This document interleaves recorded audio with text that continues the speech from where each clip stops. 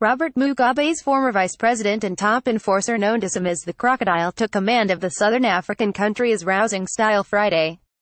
Emmerson Mnangagwa was sworn in as the nation's second president, only Zimbabwe's second leader in nearly 4 decades, to shouts and singing from tens of thousands of people.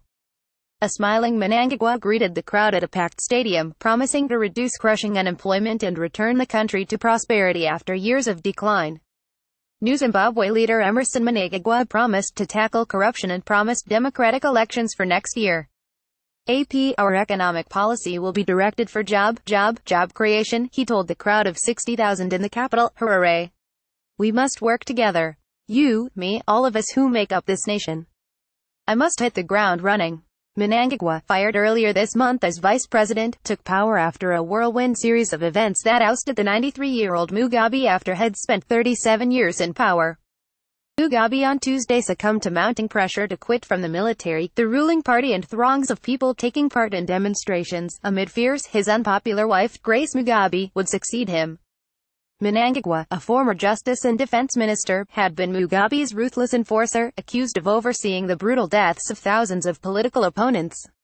He is the subject of U.S. sanctions targeting officials in Zimbabwe's repressive regime. This week, however, Mnangagwa returned from a brief exile to widespread support from Zimbabweans who welcomed his promises of democracy. His speech on Friday struck notes of inclusion and reconciliation after years of growing frustration with Mugabe's rule. More than 60,000 Zimbabweans packed a stadium in Harare to see Mnangagwa take power. He promised to tackle corruption and pledged democratic elections would be held next year as planned. Mnangagwa also praised Mugabe, who remains a respected figure by many in Africa, for his role in ending white minority-ruled Rhodesia. Mugabe should be lauded and celebrated for his work, Mnangagwa said, to tepid applause. Mugabe did not attend Friday's swearing-in, and ruling party officials have said he will remain in Zimbabwe after they promised he was safe and his legacy as a hero would stand. Zimbabwe's state-run Herald newspaper reported Mnangagwa assured Mugabe and his family of their maximum security. The report said the two men agreed Mugabe would not attend Friday's ceremony because he needed time to rest. Ahead of Mnangagwa's inauguration, some people began to dance in the stadium stands. Ahead of the inauguration, some people began to dance in the stadium stands. Banners read "Dawn of a New Era" and "No to Retribution," even as human rights activists began to report worrying details of attacks on close allies of the former First Lady and their families. Mnangagwa has warned against vengeful retribution. Tendai Laseo held a small Zimbabwean flag as she sold drinks from a cooler outside the stadium. She said she would welcome a fresh start, saying life now is impossible.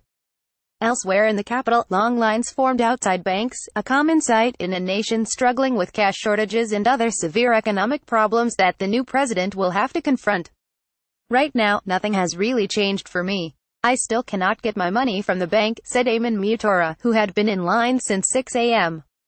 Attending the inauguration will not bring food for my family, said Kelvin Fungi, a 19-year-old selling bananas from a cart.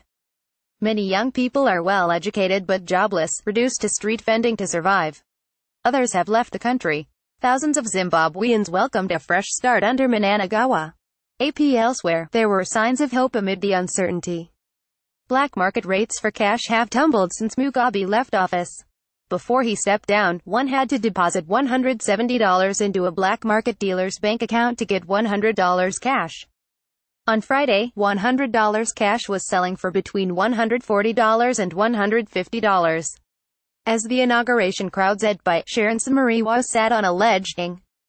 She said she hoped Mnangagwa would learn from the errors of his predecessor, and she acknowledged the path ahead for Zimbabwe is unknown. Still, after 37 years, we've got someone different.